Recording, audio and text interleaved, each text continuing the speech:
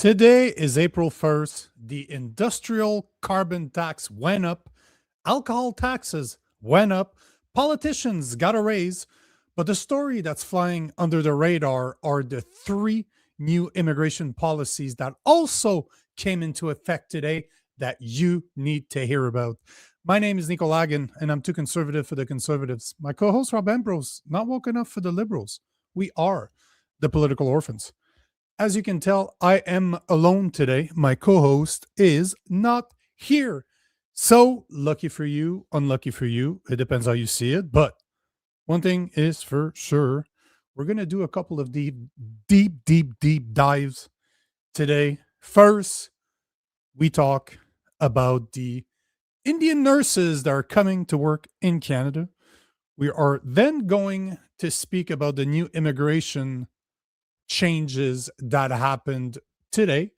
And at 7:30, we are joined by independent journalist Jeremy Hammond to speak about the war in Iran. So quite the show that we have for you guys. And we're going to get started. But before we do, my cross is flashing. The first time I see that. Maybe it has something to tell me. Why is my cross flashing? There we go. Now we're good to go. Okay, let's focus. Let's focus here. So we're going to talk about a story that went viral. I spoke about it today on my social medias. I don't know if you guys have heard this, but this is a big deal, supposedly. It's a big deal, actually. I agree that it's a very, very big deal, but it's something that I had no idea was going on until today. So let me bring up an article that appeared in CTV News right here. Ba-boom. So here is a CTV News article stating that first graduates from India Canada nursing program expected to begin work in the fall. And yes, you heard that right.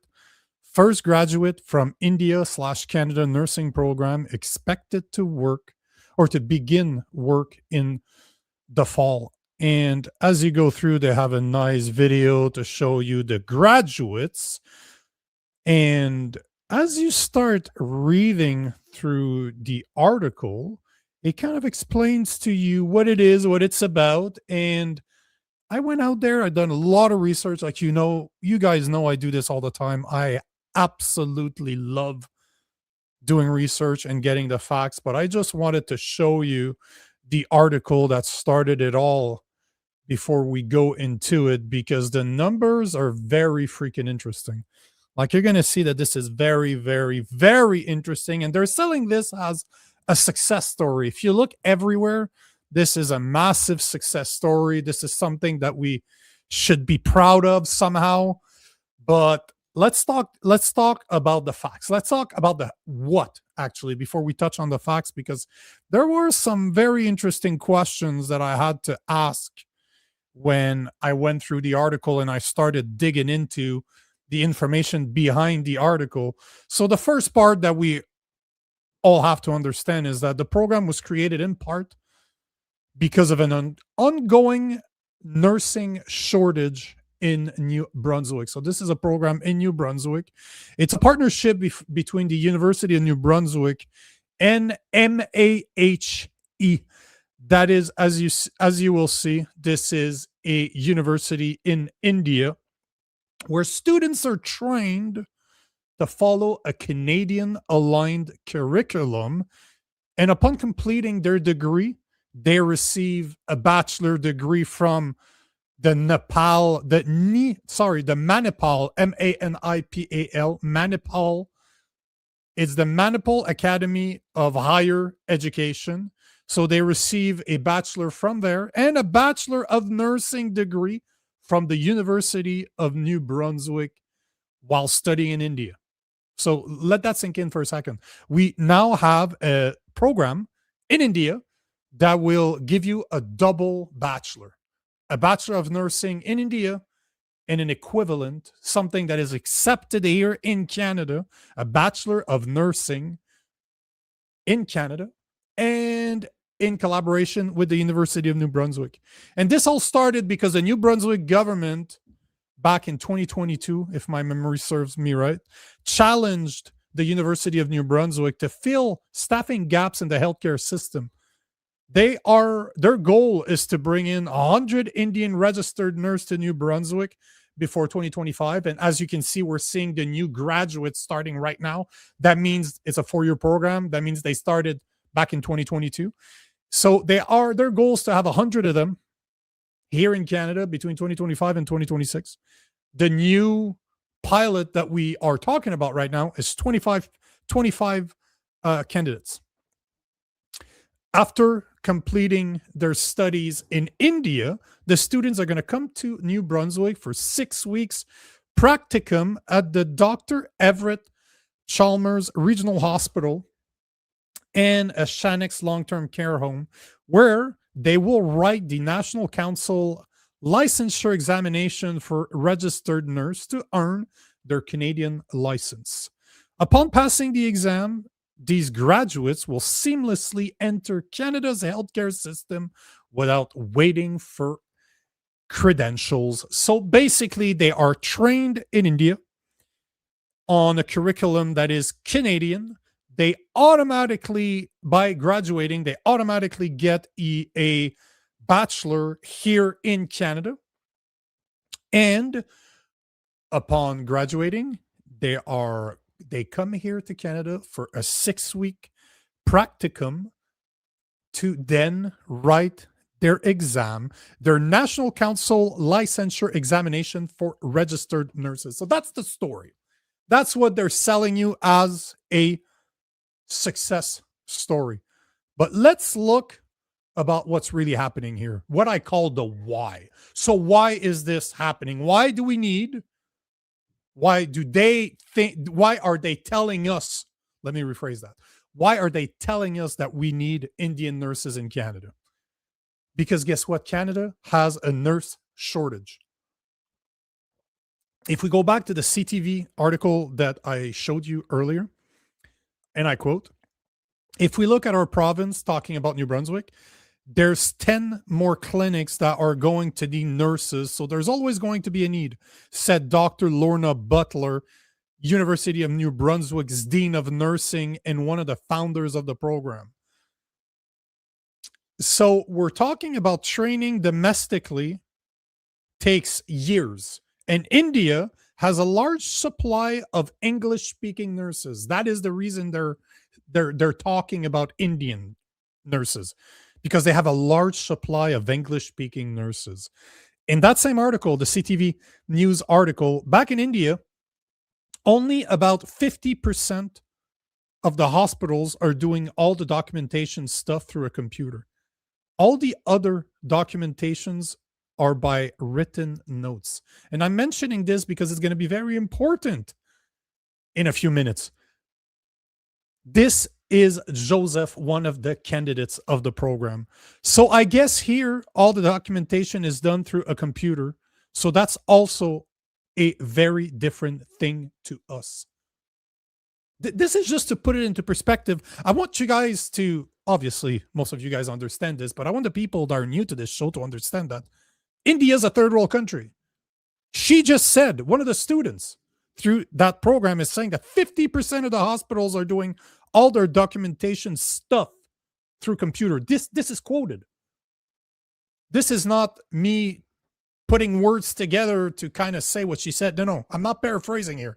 Those are her words. Back in India, only about 50% of the hospitals are doing all the documentation stuff. That's some very high level vocabulary there. Documentation stuff through a computer. The other 50% is done by notes, by hand. So tell me, this is the type of place you trust the system? I don't know for you, but that doesn't sound trustworthy to me. So here's the truth. Who's paying for this pilot project? The tuition fee paid by Indian students at Manipal for this program is approximately 700,000 Indian rupees, which converts to roughly 11 to 12,000 Canadian for the full 4-year program.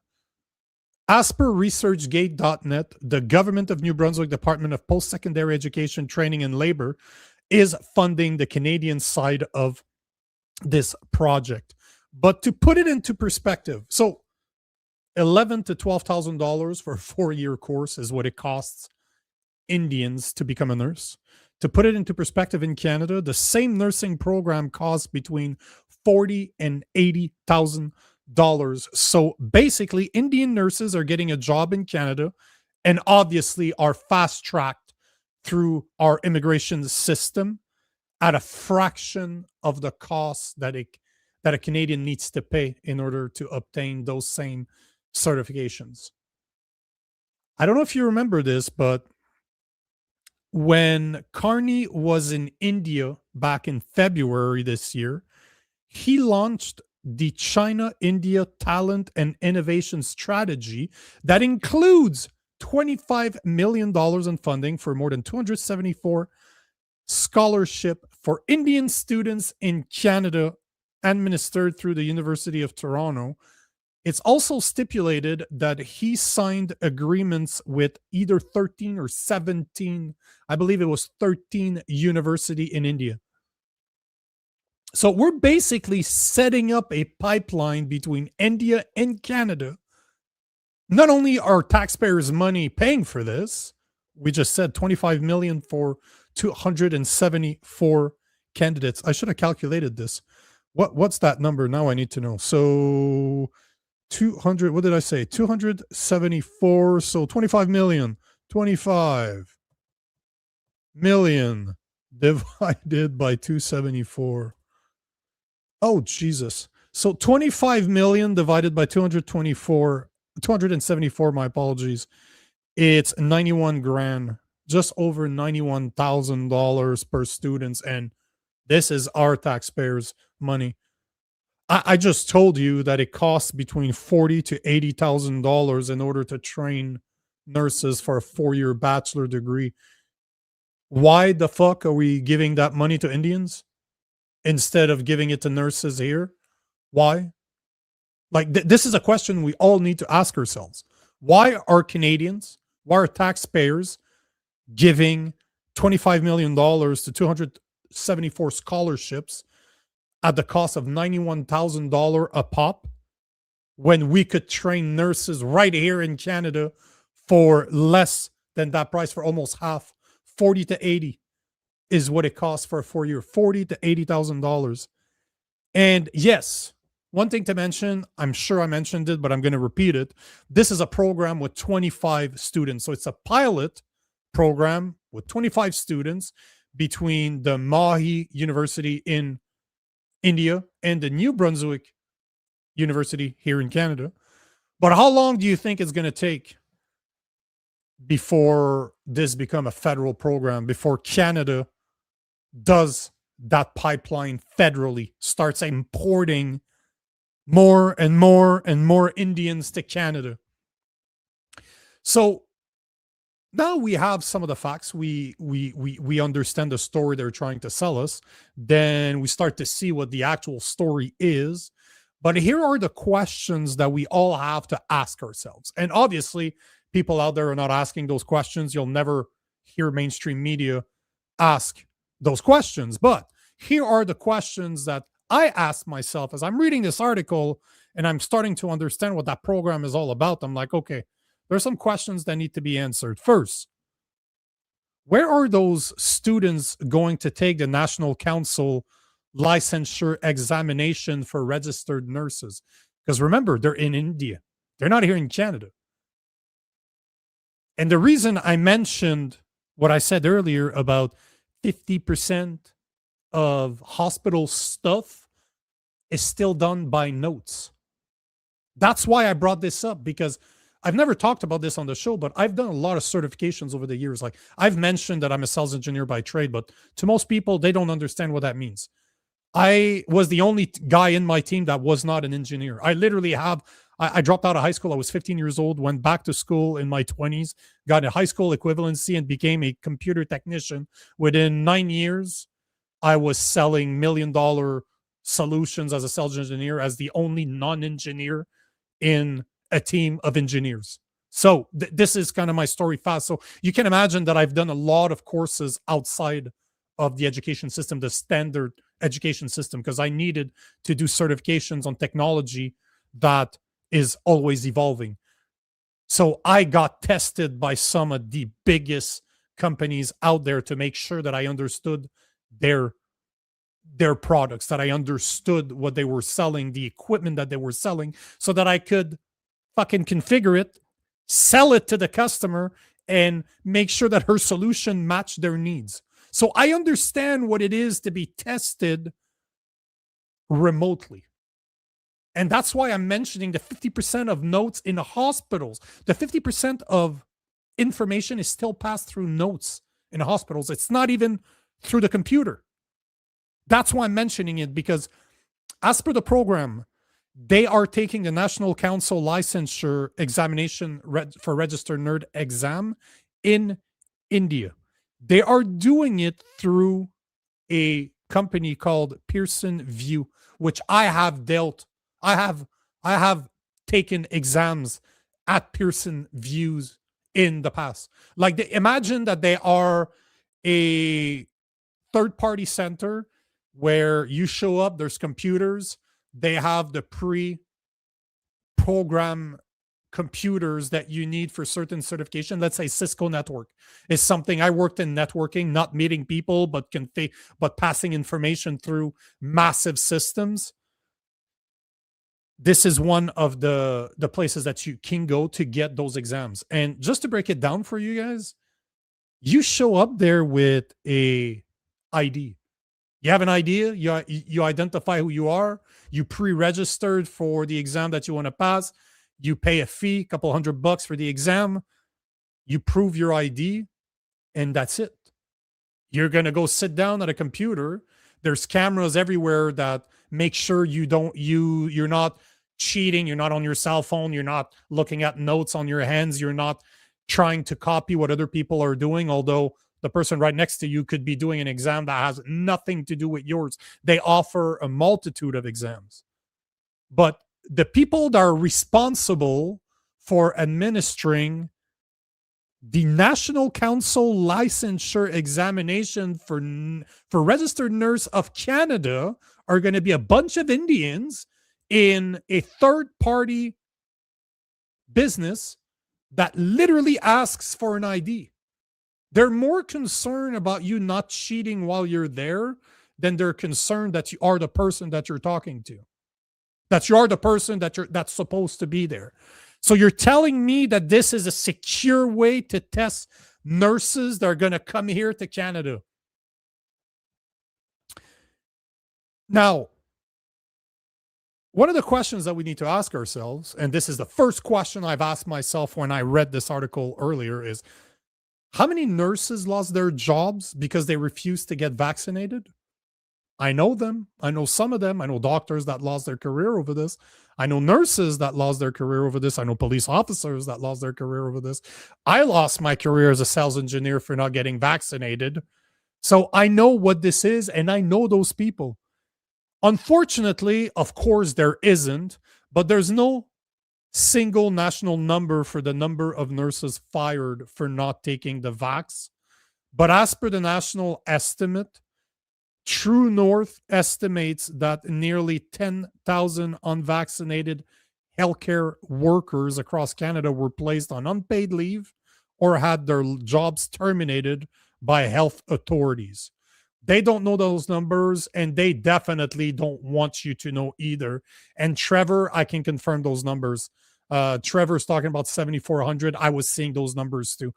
Now, I'm using the numbers I'm giving you there is all I can find. There's no exact numbers. Obviously, the government does not want those numbers out there, so they're never going to have the real numbers. But just to give you an example, we're talking about 10,000 unvaccinated healthcare workers. How many of them were nurses? We don't know. I could not find those numbers. But the point is that we fired nurses for not getting vaccinated, and now we're training nurses in India. Like, are you kidding me? Like, is this what Canada has become? The next question we need to ask ourselves is, what's the current nursing shortage in Canada? Canada has 320,000 plus registered nurses overall across country. Canada is projected to face a shortage of approximately 117,000 nurses by 2030, according to the Canadian Federation of Nurses Unions and Health Canada, driven by retirements, burnouts, and an aging population. Nursing job vacancies have tripled in just 5 years across Canada, jumping from just over 13,000 to over 41,000 in 2023. Those are the nurses' job vacancy. For every 100 nurse under the age of 35 who registered to practice in Canada, 40 other young nurses did not renew their registration in 2023. Ontario's situation has worsened by 68% since 2014. So not only did we fire healthcare workers for not taking the vaccine, and now we're importing our nurses from India, but even the nurses that are trained here don't seem to be interested in staying in Canada. Yet the solution is to get more immigration in. The other question we need to ask ourselves is, are these programs really bringing the cream of the crop? The Manipal Academy of Higher Learning or Higher Education ranked top 3 nursing school in India. So it's not even number 1. It's top 3 in India, not in the world, not across the world, not half the world, in fucking India. Considered one of the most established nursing institutions in the country. Yeah, that means nothing. At the university level, the Manipal Academy of Higher Education ranked, this is terrible, it ranks between 851 and 900 globally. Ranked top 15 to 20 universities in India. Global ranking equals mid-tier, not elite. So we are bringing Indians that are going through a Canadian, I don't want to say inspired, but a program that is based for Canada in India, in one of the top 3 nursing college in India, ranked 15 to 20 university in India. So it's not even the best university in India. It's 15 to 20. We're talking about a third world fucking country here. These are the people that are going to come fix our healthcare system. Now, here's a comment, and that is exactly why. Thank you for saying this. At Sammy Cordavo is saying, who cares? I fucking care. And so should you. And here's why you should fucking care. Because the real question you should ask yourself is, why are we making deals with third world countries like India that don't share our culture instead of bringing people from European countries? You know, the people that built this country?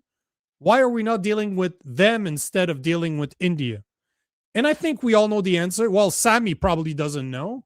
But the answer is very simple, because we're being replaced. The Indian High Chancellor to Canada last month said on CBC that considering the size of our country, we should have at least 100 million people living in Canada. And India has the talent that we want and need.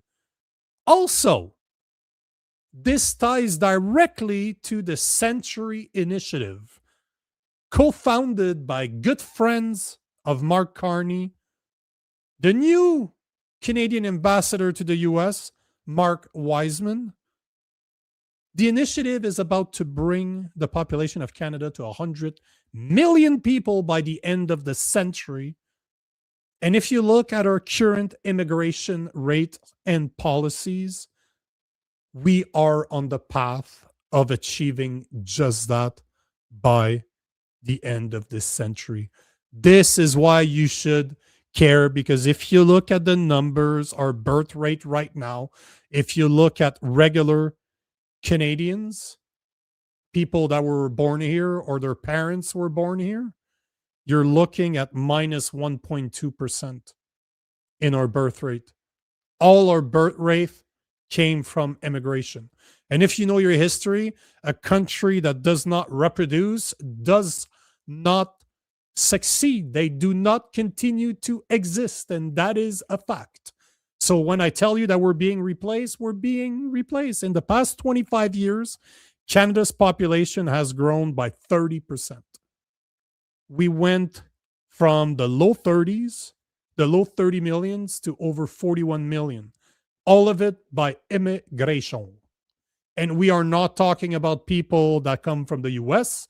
We're not talking about people that come from Europe, but we're talking about people that come from third world country like India that represents 30% over the past few years of our immigration.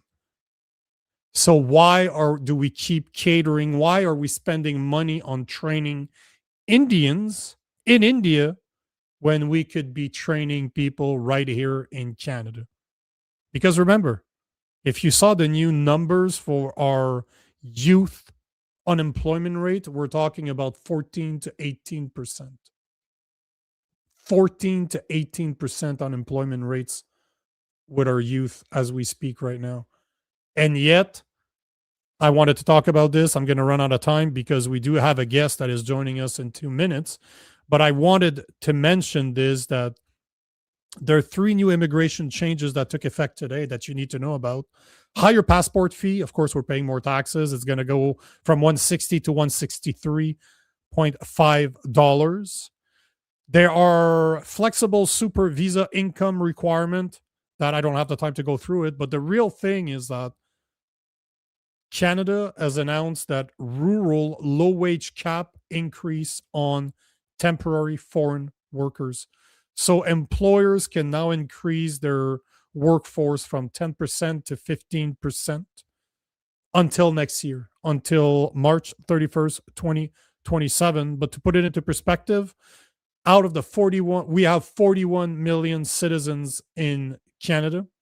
There are currently around 3 million temporary residents in Canada who are allowed to work.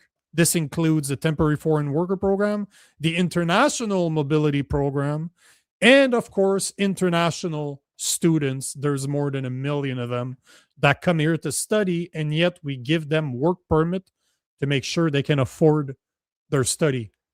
Absolutely makes no sense. And if you look at the numbers, those are all the jobs that our youth normally gets. Like our Tim Hortons, you know the joke, our Tim Hortons have been replaced by Indians. You can't go to any Tim Hortons in Canada now and not see employees that are from Tim Hortons. They're subsidized. They pay half their fees and the other parts paid by the government. But the fact is that when I went back to school in my early 20s after being a drug addict, an alcoholic, a high school dropout, what type of experience do you think I had? I literally paid my college by working at Tim Hortons. I literally used to bake donuts in the back when they still made real donuts at Tim Hortons. This is how I paid for my studies. And today, foreign workers, foreign temporary workers are filling up those jobs. It's absolutely insane. Before we get to our guest, give me a thumbs up if you can hear us, Jeremy. You can hear me. You're ready to go. Thumbs up, double thumbs up. While he's not messing around. Before we get to Jeremy, though, we need to speak about our sponsor. And where's my sponsor announcement? Man, there it is. This episode of the Political Orphans is brought to you by Miss Cleo's Pet Treats, 100% natural, healthy dog treats, free from preservatives, additives, and fillers, made by hand right here in Canada. Not only are the treats handmade, but the meat is sourced locally from farm in Manitoba. So none of that nasty Chinese meat for your dog. Because if you know that your dog deserves better, go to Cleo's cookiesandtreats.ca and use the discount code Political Orphans to get 20% off your entire purchase. check the description below. The link, the discount code is right there. Now, for the discussion part of the show, we are joined by independent journalist Jeremy R. Hammond to speak about the war in Iran. Mr. Jeremy, bonjour. How you doing? Good to see you again. Yeah, my co-host is not here today, so I was going on a massive rant of 30 minutes about our immigration problems. So hopefully that was not that was still entertaining for you. But there's an echo, by the way, in your back. I think you have me on speaker, right? Let me adjust. Okay, how do I sound? Oh wow, so much better. Your voice is so much milkier now. Good for you. You have a good you have a good voice. So for the people out there that might not know Jeremy, we met for the first time last week. I record a podcast series with Vaccine Choice Canada called Safe and Effective question mark, as in we're kind of saying that it is not safe and effective. And Jeremy was a guest. We really hit it off. I really enjoyed our conversation last week. And as an independent journalist that specializes a lot, you did a lot of your work, at least on foreign policies, on foreign affairs. I reached out and said, are any of those topics something you can talk about? And one of the things that you're very knowledgeable on is the Iran American war. And this is quite the topic to speak about today. This is something we've talked about, but more of the energy lockdown portion, the conspiracy portion of things, the part that really is interesting to me. But for you to be an expert in this, I really want to take the time today to kind of break it down. What started this, not what they're telling us that started this, but what really started this, what is happening right now. And, I want you to keep that in mind. There's some of the reports that I'm saying that Iran will win that war, that it will become kind of a Vietnam situation where the US is going to have to quit at one point because it's going to be too expensive. So I want you to keep that in mind because I definitely want to talk about this. But can you break it down for us? If you had to explain the Iranian war right now, why the US is involved, why did they start bombing? We'll start right there.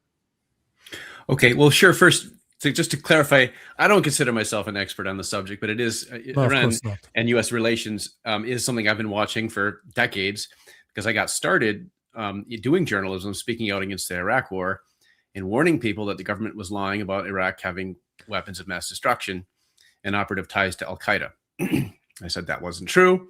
There's no evidence to support those claims. The government's lying. People didn't believe me. I turned out to be correct, of course.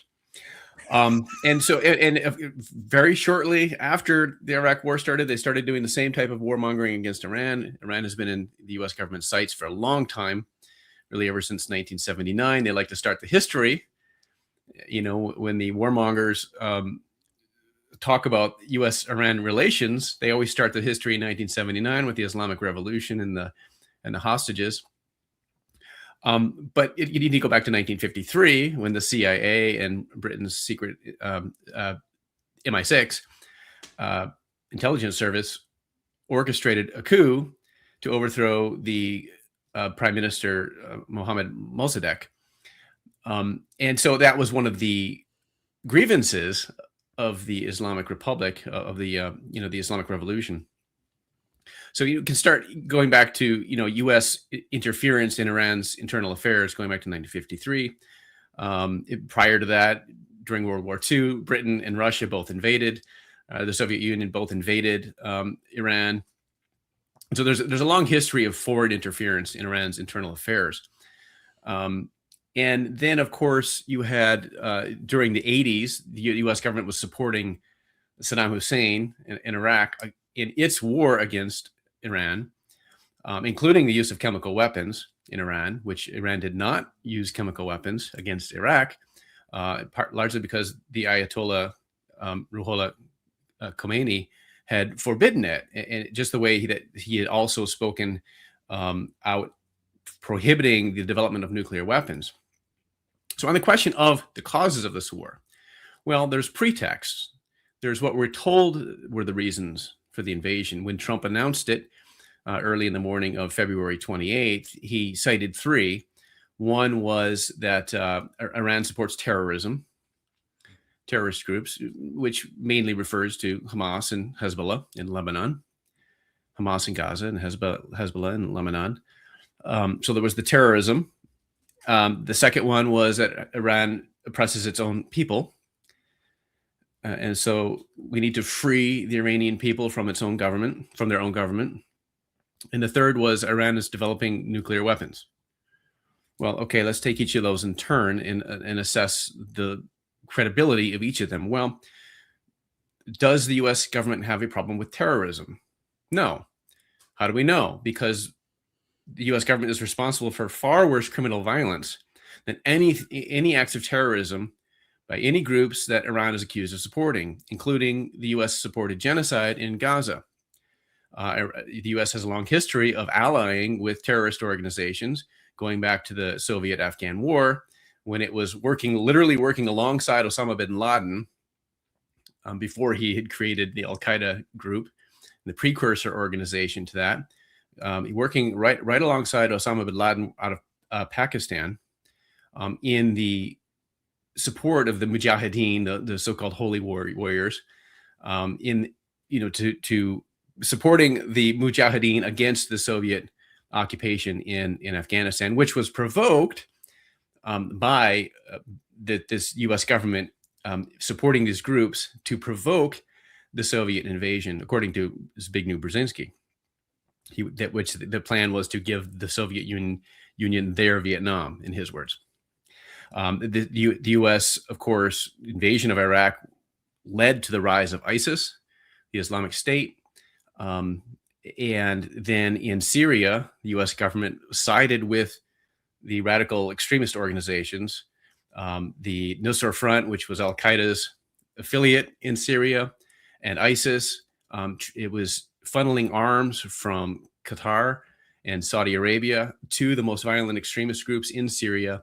And of course, so again, point being, the U.S. government sides with terrorists when it serves its geopolitical agenda, and it only has a problem with terrorism when it's their terrorism. Our terrorism is okay. So it can't possibly be that the U.S. opposes terrorism or criminal violence, because again, the U.S. government's criminal violence occurs on an incomparably greater scale, including this war, and not to mention the genocide again in Gaza. So we can forget that pretext. That's not the real reason. The second pretext was the U.S. government is so concerned about the Iranian population. No, it's not. How do we know? Well, going back to January, there were protests against the economic situation in Iran, and of course, Israel and the U.S. government were supporting those and encouraging the street protests. And the U.S. Secretary of the Treasury, Bessent, bragged about how U.S. government policy had led to these protests and caused them. How? By imposing crippling sanctions on Iran that were targeted at the civilian population. The purpose was to collectively punish the civilian population of Iran in order. And they always have this idea that if they did the same thing in Iraq, when the sanctions against Iraq led to the deaths of 500,000 children, excess deaths. And when asked about that on 60 Minutes, Madeleine Albright, Secretary of State Madeleine Albright, was asked, is the cost worth it? And she says, yeah, well, this is a very difficult thing, but we think the price is worth it. 500,000 dead children. They don't care about the people of these countries. Like, this is just another false pretext. So they impose these crippling sanctions to collectively punish the civilian population in some crazy hope that this was going to cause the people to rise up and overthrow the regime. Of course, that didn't happen because it never does. Sanctions don't accomplish that. There's studies on that. So we can forget that pretext. So basically what you're saying, terrorism, the U.S. supports terrorism when it fits their agenda and complain when it doesn't. I think anybody that knows history can look at that and know that that's a fact. then you have, it's not because they oppress their people. You're not saying that Iranians, the leadership is not oppressing their people. You're saying that the Right. Americans don't care. That's Right. the difference. You're No, not they saying that deliberately, Israel had Mossad operatives on the ground in Iran during the protests. The evidence indicates to fuel violence and supporting terrorist activities in Iran. Why? To provoke a harsher crackdown against the peaceful protesters, against all of the protesters. That was the purpose. And of course, the U.S. government was, working hand in hand with Israel in advance of this operation. So no, they don't care about the people. That's exactly right. And no, I'm not saying that the Iranian government isn't oppressive. Of course it is. But the U.S. government doesn't care about that. That's not the goal here. The goal here isn't I to just free wanted to make sure. Yeah. I appreciate that you clarified that for us. Yes, thank you. And it's the same with Iraq. It was Operation Iraqi Freedom, right? We were going to free the people of Iraq. Well, yeah, we freed them to death, didn't we? And then there's the nuclear. It's not funny. It's not the nuclear claims. Laughing at that. Yep. Yeah, same thing as Iraq. Same thing with Gaddafi. All the same claims, right? Yeah, it's the same. Of course, it's just routine, standard war propaganda. Is the point I'm getting at? It's just so routine, and like, why do people still fall for this stuff? It's the same thing every war. So the last one, that I mentioned, that Trump mentioned when he announced the war on the morning of February 28th, was that Iran is developing nuclear weapons. Well, his own intelligence community, since 2007, the intelligence community has assessed that Iran has no nuclear weapons program. The IAEA, the International Atomic Energy Agency, which is the agency that is tasked with monitoring member states of the Nuclear Non-Proliferation Treaty, the NPT, which Iran was one of the original signatories of. And in fact, the U.S. government helped during the regime of the Shah, between the 1953 coup and the 1979 revolution. The U.S. government actually helped Iran to build its nuclear program. And the U.S. intelligence community, as I said, since 2007 has assessed that, contrary to all the warmongering claims, contrary to what Netanyahu has been saying for 30 years, Iran has no nuclear weapons program. The IAEA has assessed that it has no nuclear weapons program, although there are remaining questions that need to be answered about past activities. The IAEA has repeatedly, said that we don't see an active weapons program. And then, of course, back in last summer, Trump had bombed Iran with Israel, targeting the 3 nuclear sites, the 2 centrifuge facilities, and I forget what the third site purpose was. I think it's to basically take the yellow cake and to create uranium gas out of it, so that it can be enriched, I think is the purpose of the third facility there. But according to Trump himself, he, quote unquote, obliterated Iran's nuclear program. Well, okay, so if Iran's nuclear program was obliterated, how could it be possible that, fast forward to February 28th, and he's been claiming that, Iran would have had a nuclear weapon within 2 weeks? Well, how is that possible if its nuclear program was obliterated? I mean, which version of Trump do you want to believe? Right? I mean, he's not even consistent with himself. But it's not even just Trump. You can go back to Netanyahu. There's videos of him for the past 15, 20 years stating that within a matter of weeks, Iran will develop nuclear weapons. And you can love Israel, you can back Israel all you want. Those are facts. The videos are out there of Netanyahu saying within the next couple of weeks, Iran will develop nuclear weapons. We need to stop them. He's been saying this for decades. Yeah, and I've been writing about it for decades. I mean, you can go back to some of my writings in the 2000s, where I'm, again, just writing against the warmongering claims, arguing against these claims that Iran was developing nuclear weapons, and citing the 2007 National Intelligence Estimate from the U.S. intelligence community, citing the IAEA, and this has been going on for decades. I mean, Iran is always supposedly, so many weeks or months away from a nuclear weapon. And there's just no evidence to support that. And the other thing about the whole nuclear weapons claim, that, the idea that, we have to bomb them, and wage war on Iran because of this threat of nuclear proliferation.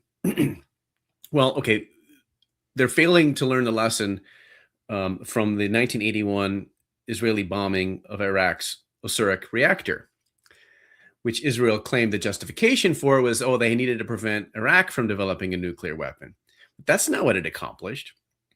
Iraq was also a member of the NPT. Its nuclear program was under an inspections regime of the IAEA. And it had been, according to the IAEA, it had a legal nuclear program in full compliance.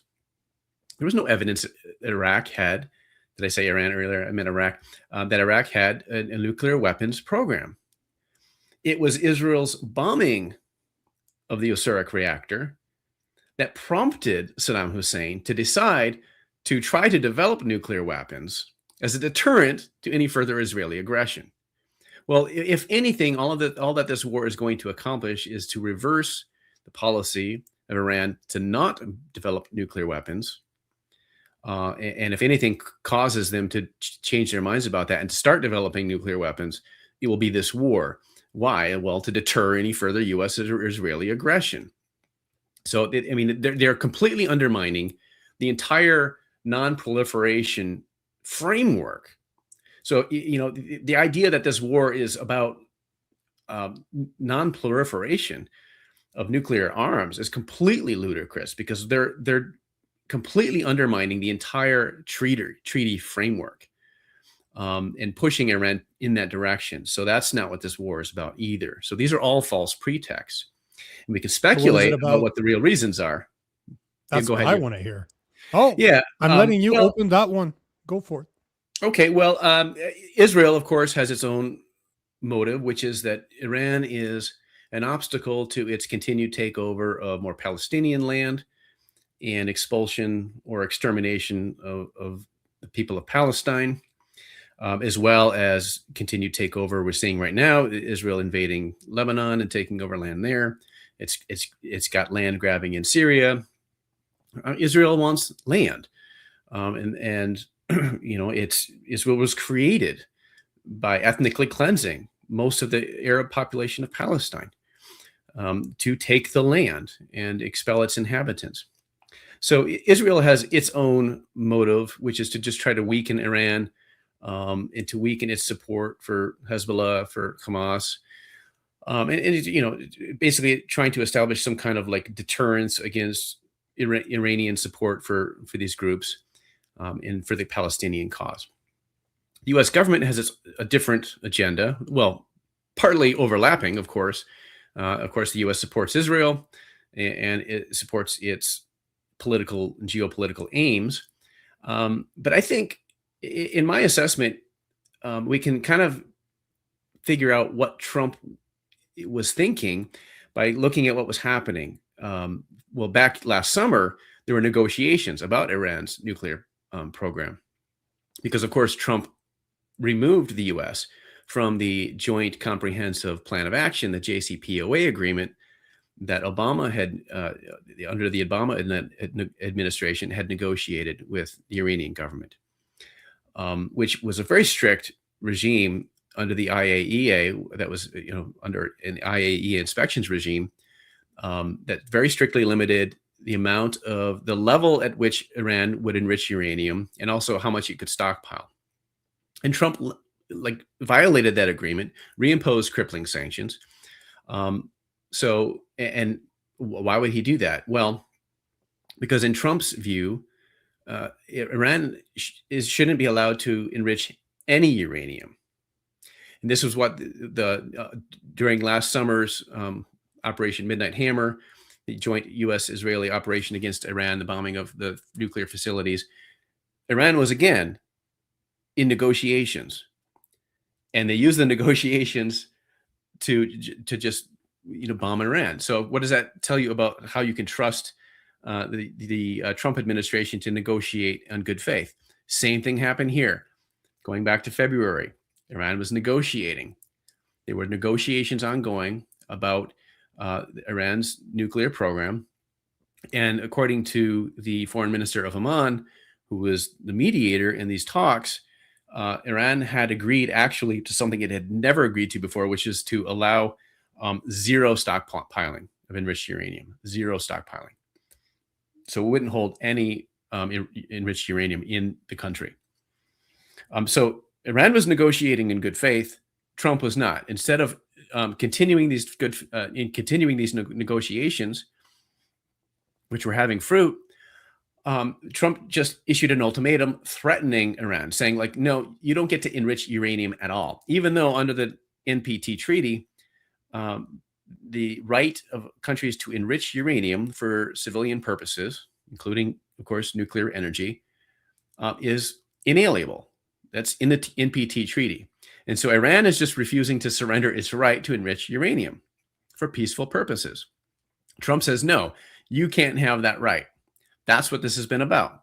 And so as far as Trump is concerned, Iran is just being disobedient. It's not obeying. He gave them an order. No, you must accept zero enrichment, not just zero stockpiling, but also zero enrichment.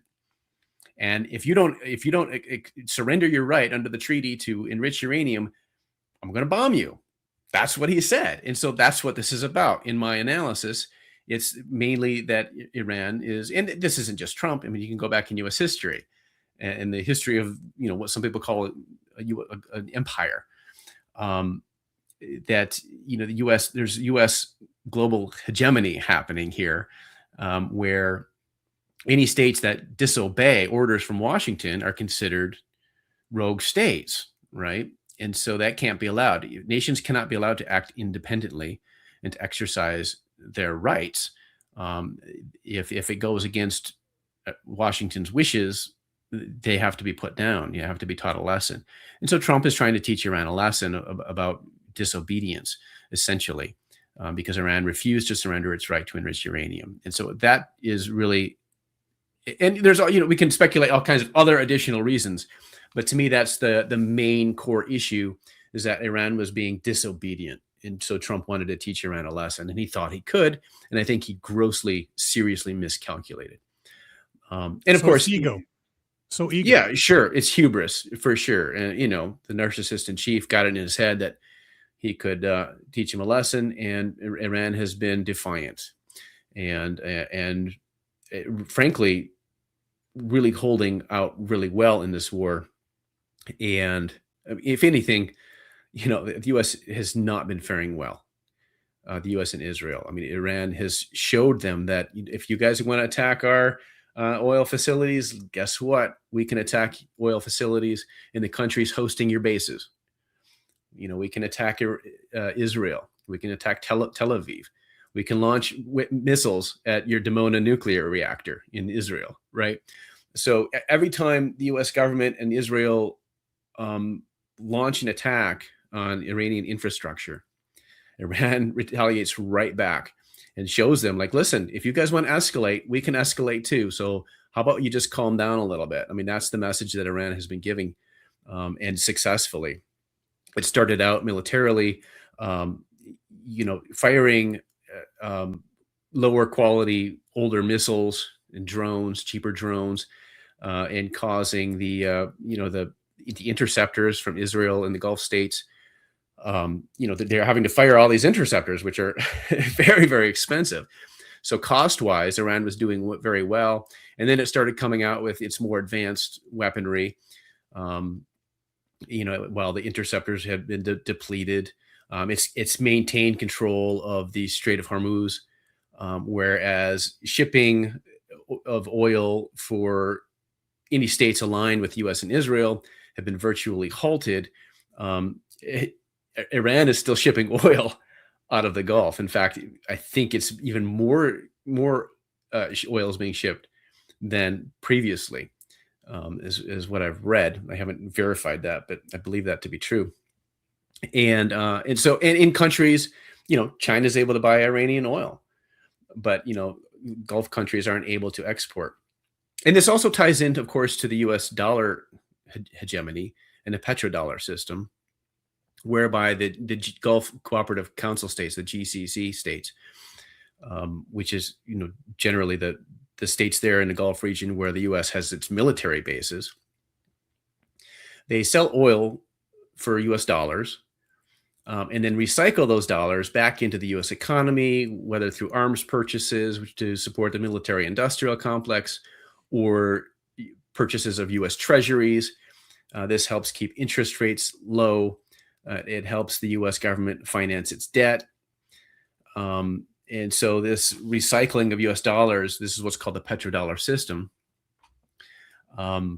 which essentially helps the U.S. to maintain its dollar hegemony, with the dollar as the world reserve currency, and also, again, helps the government to finance its debt by keeping interest rates low, which of course enables it to engage in all of this spending, just as the Federal Reserve's purchase of U.S. debt and monetization of U.S. debt by purchasing government treasuries with dollars literally created out of thin air, of course, pushes interest rates artificially low, helps U.S. government maintain its debt, which of course, just the interest on the debt, if the interest rates were to rise, the U.S. government can't even pay the interest on its debt, much less the principal.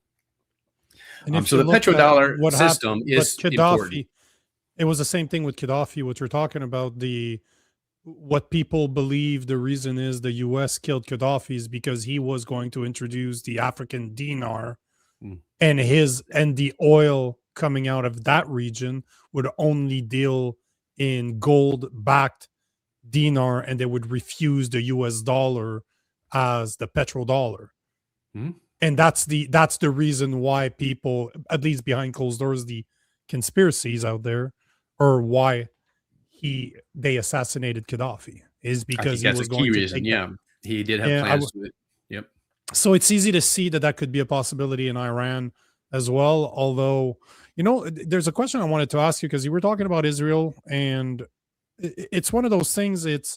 I don't normally tend to talk a lot about international conflicts, especially in the Middle East, because at the end of the day, my country, Canada, is so damaged right now that I focus on what can I do to help Canada. I would not participate in any foreign activity whatsoever. If it was up to me, zero. Fix your problem, fix yourself before you start helping other people.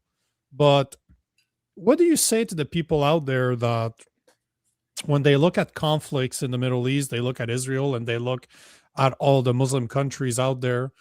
We have a very good idea of what they stand for in Canada. We have a lot of Muslim population that we let take over, and we have a two-tier system of justice here in Canada. If you're an immigrant, you're treated a lot better than the Canadians that built this country, and this is something we see every day. And it's easy for me to look at Israel and say, you know what, I agree with Israel more in culture. I might not agree with everything that they do. I think that everybody's at fault.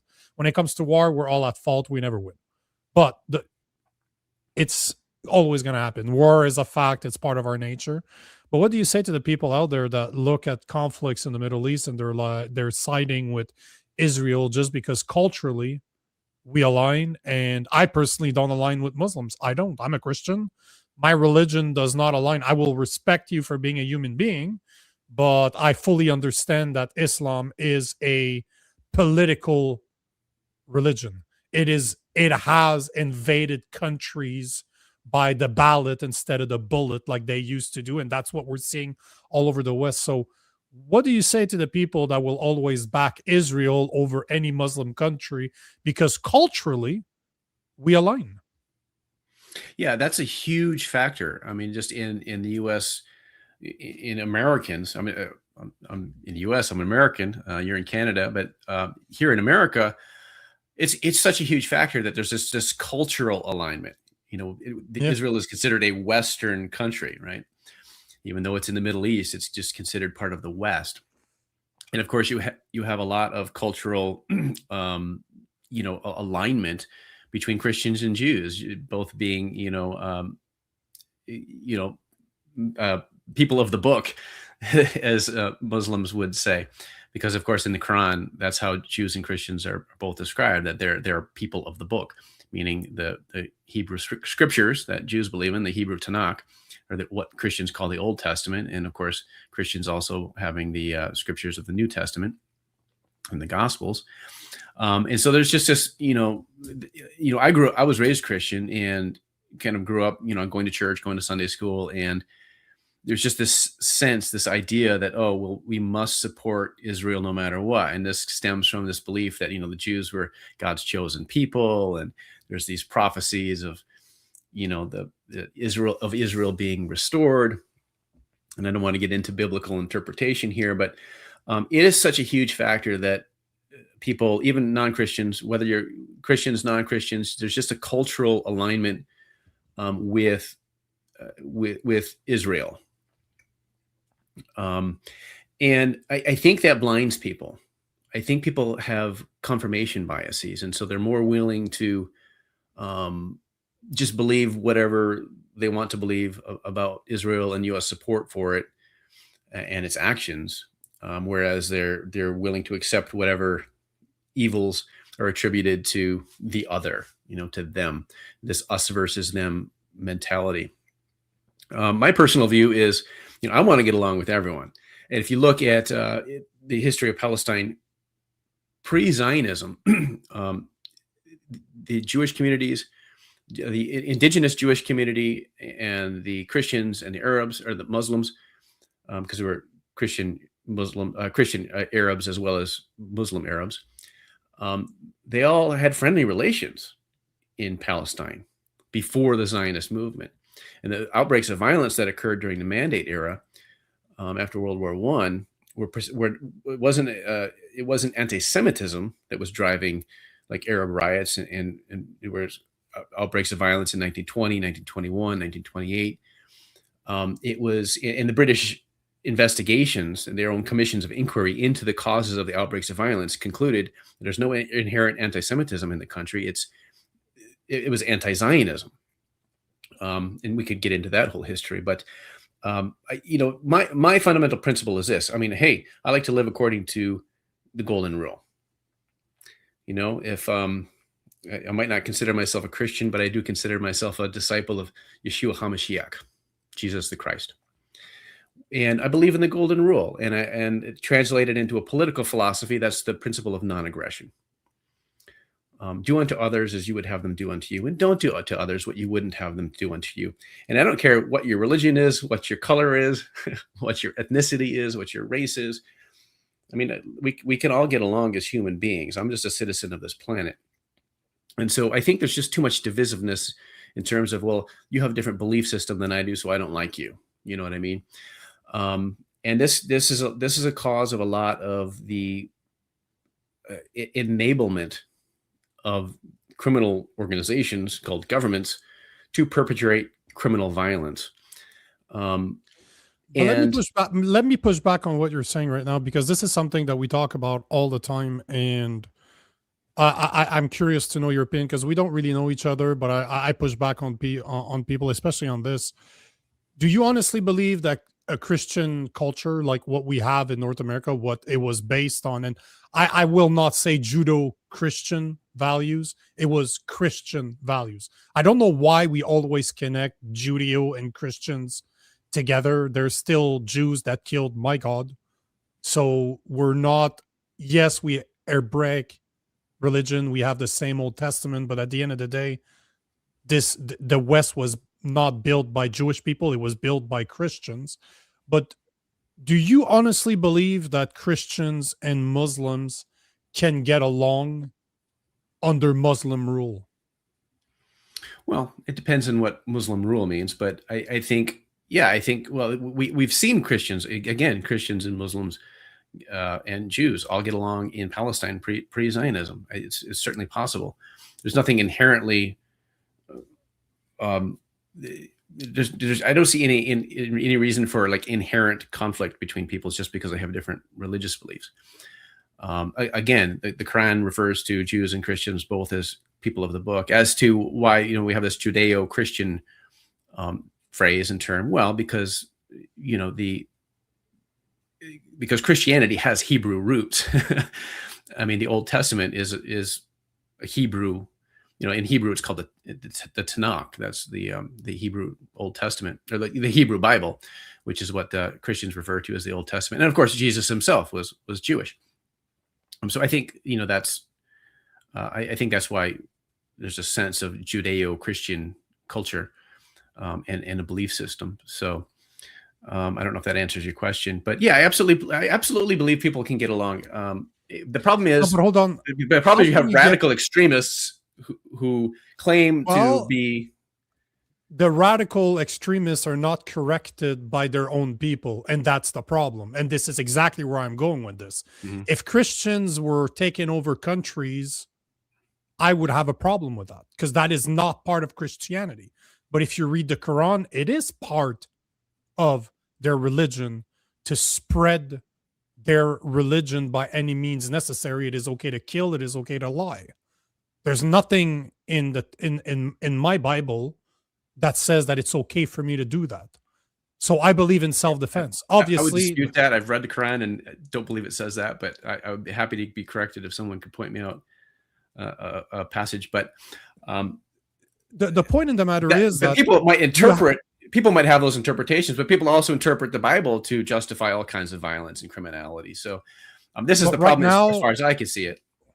But right now, as we speak, Christians are not invading other people's country and taking over and trying to establish we're attacking Iran right now. Not we, not me. No, but those are not Christians. Our countries are not, unfortunately, they're not Christian anymore, and they're not ruled by Christian values anymore. There's still Christians in there. Yeah. Okay. But they're not ruled by Christian values anymore. And that is my main problem. Personally, as a Christian, that's the biggest problem that I'm seeing. But I do not believe that Christians and Muslims can get along unless it is a country based on Christian values.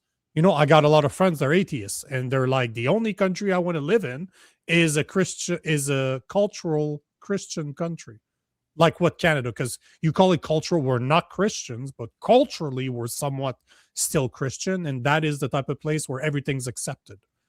But you cannot go to the Middle East. I cannot go as a Christian to the Middle East and live my religion the way that I would do here, the way that we accept Muslim to live their religion here. And that's my point. And I'm not saying this like it's a bad thing or it's a good thing. I'm just saying some cultures don't align, and it's okay. I don't have a problem with that. I don't have any problem with a culture that doesn't fit with my culture. But that also means that I don't want their culture anywhere close to my culture if it don't mix. Do you know what I mean? And this is my bigger problem. Is not saying that Muslims shouldn't exist. I don't really care if they exist or not. At the end of the day, I don't care. But I have the right to say that I don't want them close to my culture because their culture does not match my culture, and it is not my responsibility to change my way of life in order to cater to foreigners that are here to change my culture into their culture when there's 50, 60 other countries in the world that they can go to that live under a similar rule. But they never go to those countries. They always go to the countries that are in the West that are accepting that. And that's the point I'm trying to make. And that to me is not racist. That to me is not, there's nothing wrong with admitting that some cultures don't match. Because like I said earlier, I find it interesting for you to speak about what's going on in Iran. I might not agree with your views, but that's okay. Like, this is what the show's all about. I let people talk, agree or disagree. It's fine. The whole point's to be able to have that conversation. But we also have to be able to have the hard conversations where we say that some cultures don't mix, and it's okay. I love Japan. One of my favorite, I'm a big fan of the Japanese culture, and I cannot wait to visit it one day. I've never been, but I've been following it since I can remember, since I've been a child. But you know what I would do if I go to Japan? I'd respect their culture. I would live under their culture because I'm a foreigner. I'm just a guest in their house. I'm not going to wear my shoes on the couch. It's pretty simple. It's a pretty simple rule. I just don't understand why we don't respect ourselves enough to set boundaries. And you're seeing it in the US. Even in the US, you look at what's happening to New York right now. I'm like, wow, I could have predicted that. That was pretty simple. I predicted that last year when they started talking about this. But as much as I appreciate this, because we're running out of time, that's why I'm trying to cut it short a bit. Like I only had you for half an hour. It looks like we might need more time next time. But I appreciate your knowledge on what's going on overseas. I always come back to the same thing. I just want Canada to be taken care of. Can you imagine if the US just minded their own business and just took care of the US? how different your country would be. You'd be Same thing better off. for yep. But at the same time, it is not. I also believe that it is not my responsibility. I'm speaking about Canada, to have a bunch of people show up here that don't align with my culture. It's not my responsibility to take care of them. It's not my responsibility to be accepting. So we need to stop mindling in other people's business and take care of our own. I don't think that there's nothing wrong with saying that. Well, yeah, we ought. The U.S. government ought to stop interfering in other countries' internal affairs, certainly, and also, stop the criminal violence against other countries. I mean, if I can just have a moment to make one point, because I believe, if I understood you correctly, that you were agreeing that people of different religions, Muslims, Christians, whatever, can get along and have peaceful, friendly relations if they have a government that is based on certain, if the country has certain values, which I kind of interpret as having the right type of government. I'll say it plainly. Any religion can live in a Christian country. Not any religion outside of Muslims can live in a Muslim country. And we're not talking a culturally Muslim country like the UAE, for example. It's Muslim country, but it's not really a Muslim country, just like Canada is not really a Christian country anymore. So it's culture, right? Culture versus the actual religion itself. But if you're looking at religion itself, I cannot live under a Muslim country. But Muslims can live under a Christian country. So is it possible for religions to get along? Absolutely. But it depends who's in power. Yeah. Okay. And I would agree that, given a government that has rule of law, that people can get along. I think the problem comes when governments are lawless, and then of course, and I wouldn't say that like Islamic governments represent Islam or the Muslim religion, and so I think there's a problem there in terms of equating a religion with like the regime, for example. But that's kind of a whole other discussion. But yeah, I just wanted to get clarity on your thought there. But it's not because of what I was saying earlier. If who is dictating the policies? Is it extremism? Okay, there's extreme in any movement. Right. Some movements are so extreme that the left and the right touch. It's just there's no difference between the extreme left and the extreme right. They're basically the same type of people no matter what. But the point I'm trying to make is that if you allow the extremists of your party, of your country, to do as they please without calling them out, you are as responsible as they are because you're allowing it to happen. If Christians went around and started killing people or starting doing things that are illegal, that are not only illegal but immoral, because some laws are immoral and shouldn't be respected, in my opinion. But if Christians went around and been immoral, forcing others to do what they don't want to do, I'd have a problem with it, and I'd be the first one. I have a big problem with the Christian community for being too lukewarm. I can't find a church where I have any respect for the preacher because they don't have the balls to talk about the real stuff. They want to make their congregation happy by making them feel good. Sorry, bruh, read your Bible, because if you read the Bible and you feel good afterwards, you're not paying attention. You're really not paying attention to what it's telling you. And that's my problem, is you have a lot of extremists within the Muslim society, and they're accepted and they're scary, so people leave them alone. Well, I agree with that. I'll push back a little bit because I see plenty of Jewish extremism and Christian extremism as well. Pete Hegseth being an example, the Department of War, and him giving prayers and praying for death and destruction in this war against Iran, which is illegal. I mean, it's a violation of the U.S. Constitution. It's a violation of international law. I mean, that's an example of Christian extremism. You have Christian extremists who would like to help Jewish extremists in Israel to obtain a red heifer so that they can sacrifice the heifer for the purification ritual to be able to return to the Temple Mount and destroy the Al-Aqsa Mosque and the Dome of the Rock and rebuild the Third Temple. I mean, this is extremism.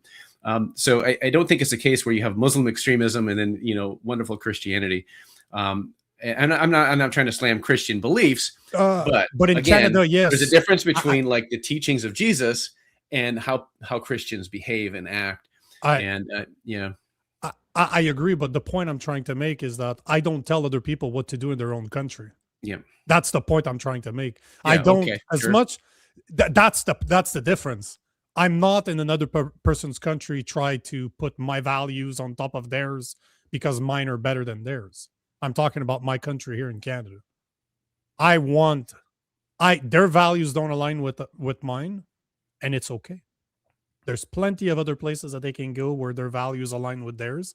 I just don't want to be part of changing the culture that I don't even recognize anymore, personally. But yeah, Yeah, well, it's on a kind of that, I mean, me being here in the U.S., I'm white. My ancestry comes from Europe, and we pushed out cultures. I mean, the area that I live in, the indigenous tribes were like the Odawa, Chippewa, and the Odawa managed to stay in this location here in Michigan because they were forced to basically give up their own culture, right? And so, I mean, this cultures shift all the time. I mean, you're always going to have immigration. You're always going to have people traveling. The United States is a country that was built on immigration and mixtures of cultures. And I don't have any problem with people from other countries moving into the United States, or as long as I think people should enter the U.S. legally, just like my wife did. My wife's Taiwanese, and she entered. We went through the immigration process and then the nationalization process.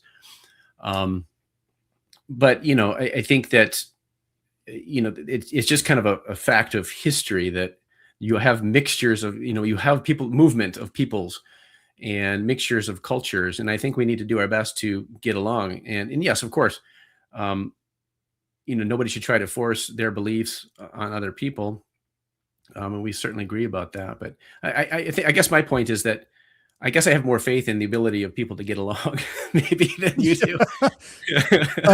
Well, the thing is that there is a difference between being conquered, like what we did to natives. We conquered them, and openly inviting the people to conquer you.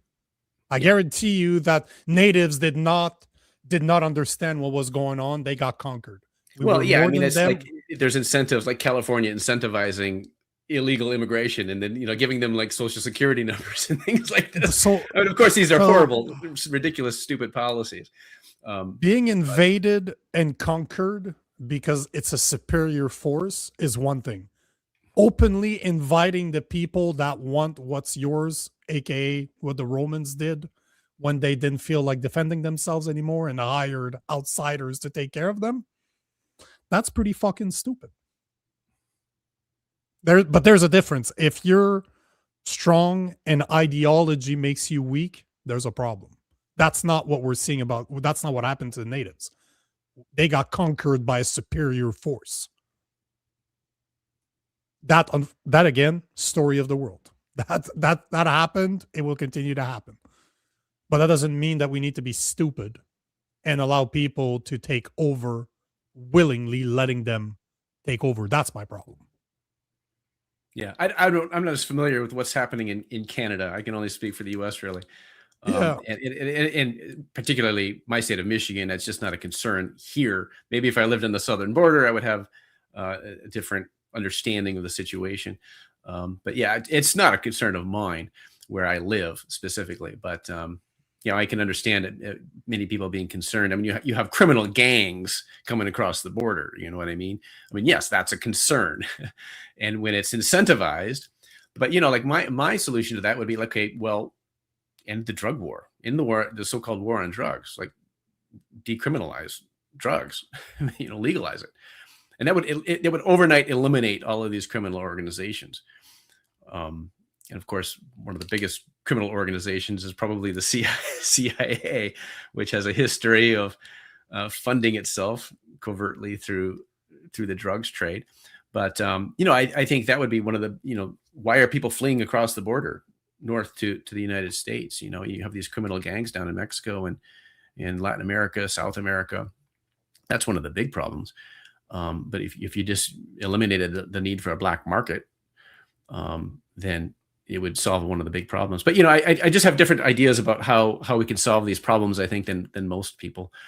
Because like the idea of just like building a wall across the border is one thing, but I think we can find better solutions where anyone who, and I also believe in freedom of movement, right? I mean, I think people have a right to travel and a right to have to move, but of course that doesn't mean I'm in favor of people like illegal immigration. And I think it needs to be done properly and through the legal process. And I don't think borders should exist in the first place, to be frank, because I'm against. I oppose the institution of statehood. I don't believe in it. I am an anarchist. I believe that we ought to have. You are opening a can of worms that we do not have time to address. No, I know. that is, I gotta tell you, that is a very assly move to do that at the end of a show where we can't explore it. That's bullshit. Sorry. That is so, there's so much wrong in what you said, and I don't even get to address it. It's gonna be a conversation for another day, but I love those philosophical conversation, because obviously there's always going to be statehood. There's always going to be statehood. So but yeah. Well, listen, if we ever hope to achieve a civilized society, that has to end. That has to change. We will never have a civilized society as long as it's based on the idea of force and aggression, as opposed to nonviolence and the non-aggression principle. I want to create a society based on the non-aggression principle. In other words, the golden rule. If we can build a society around that, there's peace and prosperity. Yeah, that's a utopia that unfortunately will never happen. I don't think that's human nature there. If we don't believe in it, we'll never make it happen. I believe our choices determine the future. Listen, our choice definitely define the future, but we cannot be ignorant of human nature at the same time too. We are flawed from the get-go. Yes, we are definitely flawed. The politicians that people choose to rule over them are no less flawed, and usually more flawed. So this idea that we ought to have them ruling over us, to me, is that's what's ridiculous to me. The word choose is not the word I would use. More selected is the word that I would choose when it comes to politicians. They're not chosen, they're selected. George Carlin said it for decades. If voting mattered, we wouldn't be allowed to do it. And I strongly believe in that. That's why, to me, it was interesting for me to hear what you thought the Iranian war is all about. To me, it's all about control, and it's just bread and circuses for the masses in order to bring in the 15-minute cities, the digital IDs, and the massive control over the population by one government that is a few people sitting around a table that can control us all through AI. That is what I believe.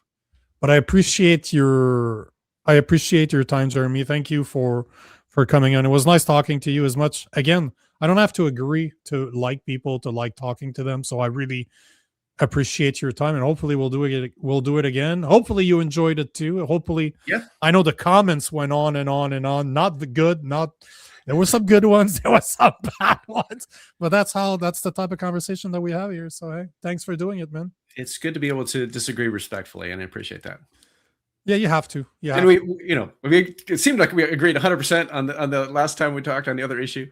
On this one, I think we have lots of common ground. I think it's important to find the common ground and then go from there. So I appreciate the conversation.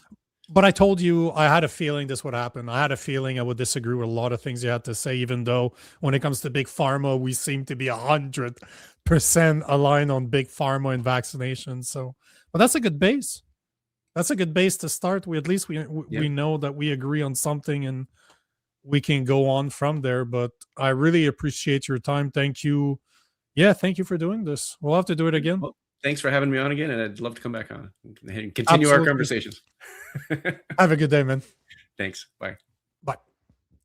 So guys, there you are. We went 20, 25 minutes over. It is what it is. That's what we do here.